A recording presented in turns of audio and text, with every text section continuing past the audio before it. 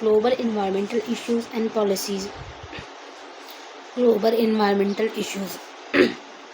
Climate change, ozone depletion, biodiversity loss and ecosystem degradation. Global environmental issues क्या क्या होते हैं? Climate change, ozone depletion, biodiversity loss, ecosystem and degradation are inherently transnation. ये एक nation से दूसरे nation में जाते हैं.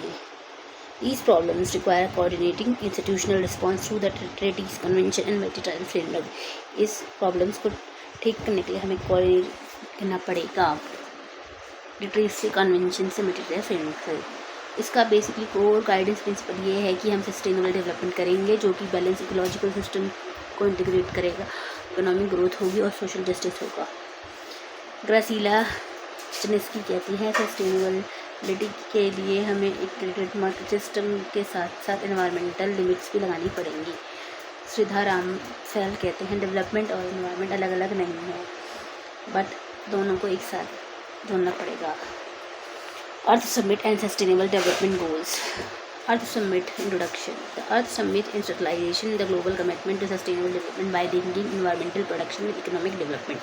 अर्थ समिट का काम ये था कि इंस्टीट्यूशनलाइज करेंगे ग्लोबल कमिटमेंट की कि हम सस्टेनेबल डेवलपमेंट करेंगे. इसको इन्वायरमेंटल प्रोडक्शन और इकोनॉमिक डेवलपमेंट से जोड़ा गया. बैकग्राउंड ये था, ये इमर्ज हुआ जब लोगों में इन्वायरमेंटल अवेयरनेस क्राइसिस आए 1970 से 80 में, जो कि प्रभावित था ब्रूनलैंड रिपोर्ट 1987 में.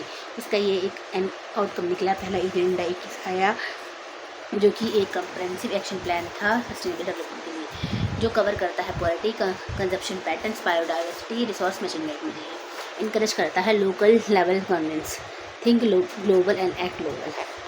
रायो डिक्लेरेशन. रायो डिक्लेरेशन के 27 प्रिंसिपल थे गाइडिंग ग्लोबल इन्वायरमेंटल गवर्नमेंट्स. इसका की प्रिंसिपल था कॉमन बट डिफरेंशिएट रिस्पॉन्सिबिलिटीज.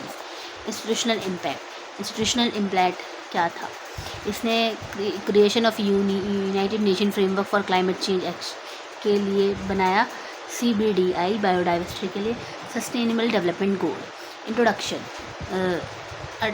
जो सस्टेनेबल डेवलपमेंट गोल था ये अडॉप्ट हुआ United nation sustainable development summit में, जो कि रिप्लेस करता है मिलियन डेवलपमेंट गोल्स को. इसका फीचर क्या था? 17 यूनिवर्सल गोल्स थे, 169 टारगेट्स थे जो कि इन्वायरमेंट को डेवलपमेंट से और सोशल जस्टिस से जोड़ते हैं. इन्वायरमेंटल गोल्स क्या थे? SDG 6 क्या था? Clean water. SDG 7 clean energy. SDG 13 climate action. SDG 14 and 15 ecosystem and diversity. Ashish Kothari कहती हैं, एडवोकेट करती हैं ecological democracy and local self reliance पे, कि इकोलॉजी और लोकल डेमोक्रेसी होनी चाहिए और लोकल सेल्फ रिलायंस होना चाहिए. जयनाथ सत्य कहते हैं कि क्लाइमेट पॉलिसी जो है वो जुड़ी होनी चाहिए development priorities in country like India से. क्रिटिकल एनालिसिस की बात करें तो ये नॉन बाइंडिंग नेचर था जो कि इन्फोर्समेंट को कम करता है. ग्लोबल इनक्वालिटीज़ जो है इन्होंने अफेक्ट किया है इम्प्लीमेंटेशन पे. फंडिंग गैप्स थे 100 डेवलपिंग कंट्रीज़ के बीच में. अब topic second, Montreal protocol and Kigali amendments. Basically जो मॉन्ट्रियल प्रोटोकॉल था ये एड्रेस करता था ओजोन डिप्लीटेशन में, जो कि हमारे इन्वायरमेंट में ओजोन लेयर जो थी वो ख़त्म होती जा रही थी. किसके कारण? क्लोरोफ्लोरोकार्बन की वजह से. साइंटिस्ट ने ऐसा बताया. तो ओजोन लेयर जो है वो प्रोटेक्ट करती है अर्थ को UV रेस रेडिएशन से. ओजोन लेयर डिप्लीशन लिंक थी इंडस्ट्रियल केमिकल से, जो इंडस्ट्रियल केमिकल निकलते हैं. इसका फीचर ये था कि एक बाइंडिंग कमिटमेंट थी टू फेज आउट ODS से निकलने के लिए. और ये डिफरेंशिएट रिस्पॉन्सिबिलिटी को for developing and developing countries देता है. Multiple fund to support developing countries, और ये मल्टीपल फंड देता है डेवलपिंग कंट्रीज़ को अपनी डेवलपमेंट के लिए. अचीवमेंट इसकी ये रही, ये कम्प्लीटली 99% सही रहा. Nearly complete phase out of the अब निकल चुके हैं हम. Ozone layer show sign of recovery की, अब ये रिकवर हो रहा है. Universal ratification. इसका यूनिवर्सल रेटिफिकेशन हुआ. किगली अमेंडमेंट क्या था? जो कि 2016 में आया था, जिसका फेज आउट था hydrochlorocarbon. Potential and green house gases. Significance की बात करें, expand Montreal protocol into climate governance. Prevent, जिसकी वजह से जो टेम्परेचर था वो 5 डिग्री से बढ़ गया, 2100 बढ़ गया. क्रिटिकल एवोल्यूशन की बात करें, success due to the clear scientific convention, availability of alternatives, strong compulsion and mechanism. Limitation क्या थी, focus on specific issue, not broader climate change. Kyoto protocol and Paris agreement. Kyoto protocol 1997 में आया, जिसका ये एक पहला अटेम्प्ट था जो कि लीगली बाइंड कंट्री तो कार्बन का एमिशन कम करेंगे। कोर प्रिंसिपल क्या था, और इसमें CBDR का प्रिंसिपल था, जो डेवलप्ड कंट्री हैं उनको ज़्यादा रिस्पॉन्सिबिलिटी लेनी पड़ेगी। इसका मैकेनिज़्म ये था कि क्लीन डेवलपमेंट मैकेनिज़्म, जो डेवलप्ड कंट्री हैं वो इन्वेस्ट करेंगी, एमिशन को रिड्यूस करेंगी और अपने प्रोजेक्ट लगाएंगे डेवलपिंग कंट्रीज़ में। Emission trading, carbon market allow trading of emission credits. Scholar insight की बात करें, जिस्ट्रोफिया वर्गो एंड कार्स्टन वर्गो कहते हैं economic cost uneven and effectiveness limit due to participation. Limitation की बात करें, USA ने इसमें नहीं पार्टिसिपेट किया, नॉन बाइंडिंग था for developing country, limited goal emission reduction.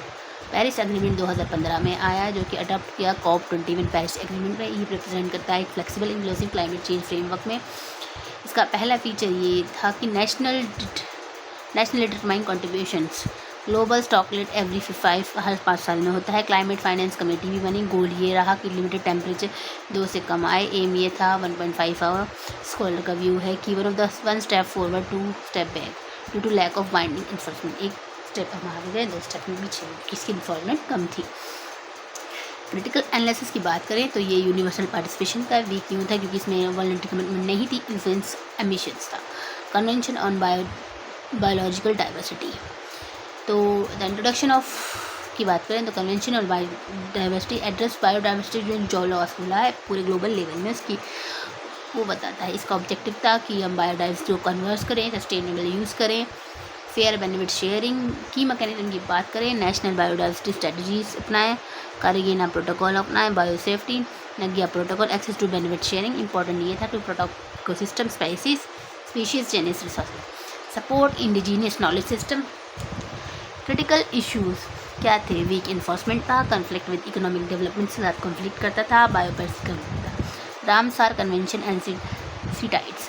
Ramsar convention 1971 में आया। रामसार कन्वेंशन फोकस था वेटलैंड कन्वर्जेशन, वेटलैंड्स जो सूखे आधे सूखे जो लैंड होते हैं उनको कंजर्व करने के लिए। इसका फीचर ये था, रामसार साइट को आइडेंटिफिकेशन किया गया, wise use of principle, sustainable utilisation का प्रिंसिपल। इसके इंपॉर्टेंस की बात करें तो वेटलैंड सब जो है सपोर्ट करता है बायोडाइवर्सिटी को, वाटर साइकिल को, क्लाइमेट रेगुलेशन को।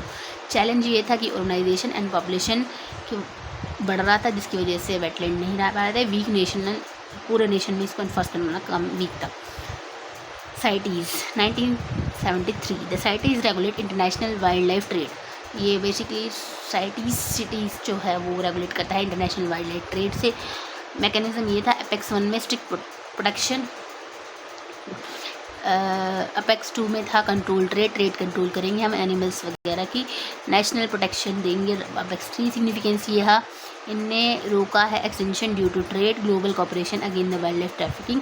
लिमिटेशन ये है कि इनलीगल ट्रेड प्रचलित हो रहे हैं, इन्फोर्समेंट गैप है अब भी। इंटरनेशनल सोलर अलायंस, इंट्रोडक्शन की बात करें तो international solar alliance is a coordination of solar rich countries initiate by India and France.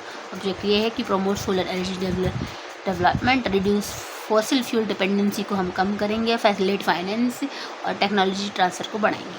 की इनिशिएटिव ये रहा, सोलर प्रोजेक्ट डेवलपिंग कंट्रीज में बढ़े, कैपेसिटी बिल्डिंग एंड ट्रेनिंग बढ़ी। इंडिया का रोल बात करें, लीडरशिप बना है रिन्यूएबल एनर्जी डिप्लोमेसी में, एनहेंस ग्लोबल क्लाइमेट कैपेबिलिटी को बढ़ाया है। क्रिटिकल एनालिसिस की बात करें, फाइनेंसिंग कंस्ट्रक्शन अभी भी बनी हुई है, टेक्नोलॉजिकल डिस्पैरिटीज़ हैं अब भी, implementation challenge in least developing country में।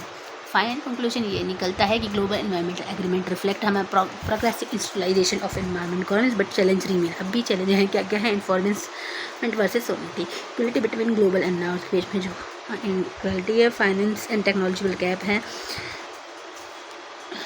चिचलिंस्की कहते हैं कि sustainable must be equalize market with ecological limits. With Kothari emphasize करते हैं लोकलाइजेशन, डेमोक्राटाइजेशन, इकोनॉमिक गवर्नेंस।